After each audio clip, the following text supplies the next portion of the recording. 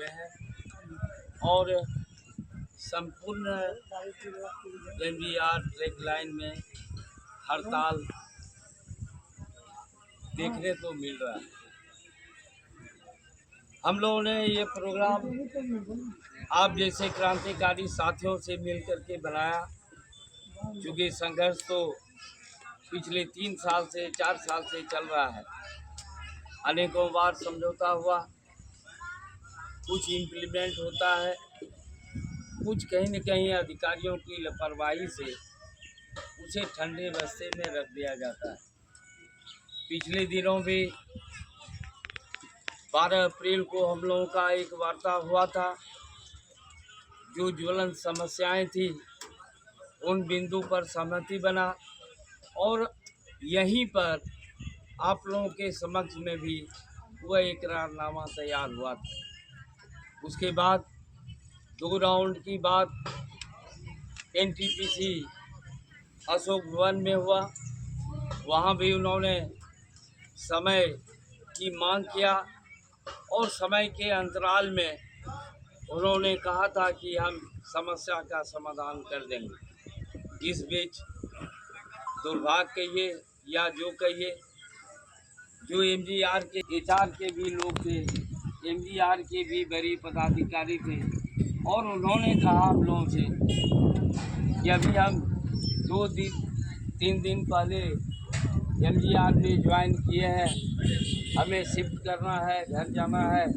वहाँ से आने के बाद हमको 15 दिन का समय दीजिए, 15 दिन के बाद हम आपकी समस्या का समाधान कर देंगे। 15 दिन बीत गया, हम लोगों ने स्मारक पत्र भी दिया और आज 2 महीना के बाद जब उन लोगों का रवैया हम लोगों ने देख लिया कि वो सिर्फ समय मांगते हैं, समस्या का समाधान करने में रुचि नहीं रखते हैं, तो अंतोगत्वा हम अपने संघ के पदाधिकारियों से विचार विमर्श करते हुए, आप लोगों का राय लेते हुए यह आज के 22 तारीख से हड़ताल का सूचना दी।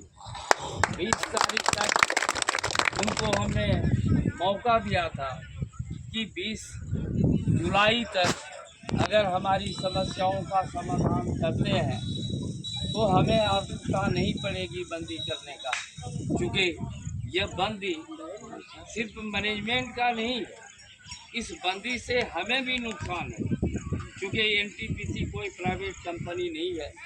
एनटीपीसी सरकारी संस्था है, गवर्नमेंट ऑफ इंडिया का है और यहाँ से जो बिजली उत्पादन होता है वह पूरे कई प्रदेशों में गांव घरों में रोशनी देने का काम करता है और इसलिए हम लोगों का कभी मंशा नहीं रहता है कि हम प्रोजेक्ट को बाधित करें और आम जनों को कहीं न कहीं तकलीफ उठाना पड़े, ऐसी मंशा नहीं है।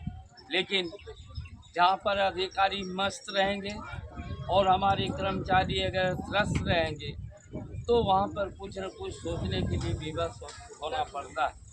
अधिकारी समय पर रुपया लेते हैं, वेतन लेते हैं, उन्हें अपना ऐशो आराम का सारा साधन मिलता है, वह अस्थायी है, उन्हें गम नहीं है।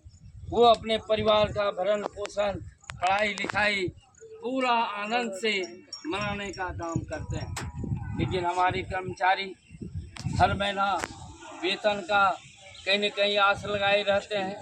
2 महीना 3 महीना के अंतराल में वेतन मिलता है और जब भी बात होता है वह हमेशा बोलता है कि हम अगले माह से समय पर देने का काम करें। ये रवैया लगातार चल रहा है, तो बात होकर के हम लोगों को यह हड़ताल करना पड़ा। और जब तक जीवन में आप अपना संघर्ष नहीं करेंगे तो सफलता हासिल नहीं होगी। लेकिन यह संघर्ष करने का रास्ता हमारा क्या हो?